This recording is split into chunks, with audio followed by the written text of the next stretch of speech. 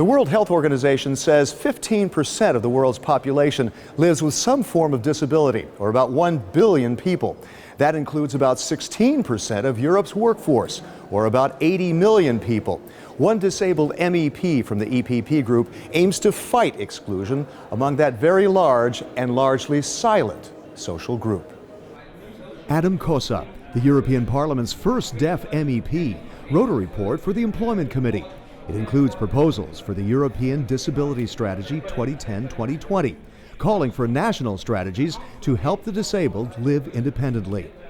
Speaking through an interpreter, the Hungarian MEP says his report demands the right to such services. My initiative report, along with the new EU Disability Strategy, sees disability from a human rights lens, which is a new paradigm shift. People with disabilities have rights to access all services for full participation in society. Now that's a new view. One major problem, barriers to using goods and services. There's also discrimination in education and training, including the lack of early recognition and intervention for disabled children. Kosa's report calls for action to diagnose and help. As a university student, he experienced discrimination firsthand. When I was a student, there were no sign language interpreters. So I had to rely on notes.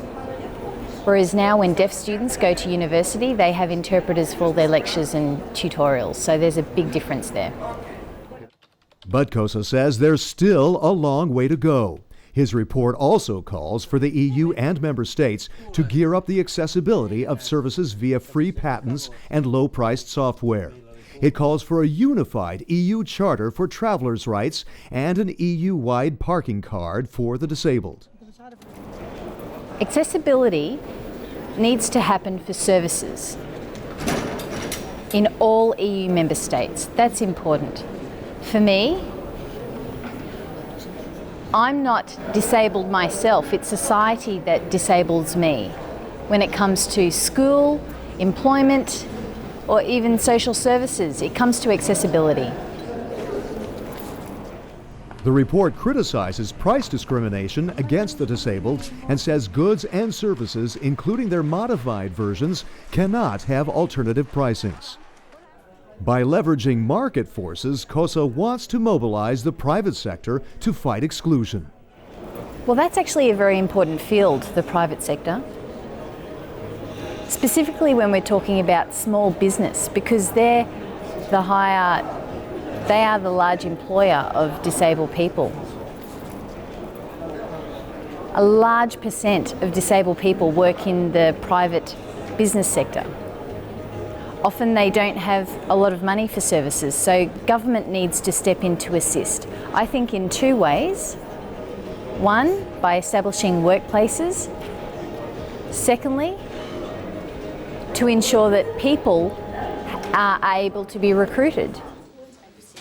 Kosa's report says the EU must quickly elaborate on the European Accessibility Act in greater detail and include people with disabilities as a disadvantaged social group in public procurement. Adam Kosa says he remains a victim of exclusion, which will carry a rising price as Europe's population ages. Unless Europe helps its disabled now to live independently, the costs to society in the future could be crushing. Find out more about the EPP Group's activities on a broad range of issues and our TV reports that focus on them by checking eppgroup.eu. Thanks for watching and see you again soon.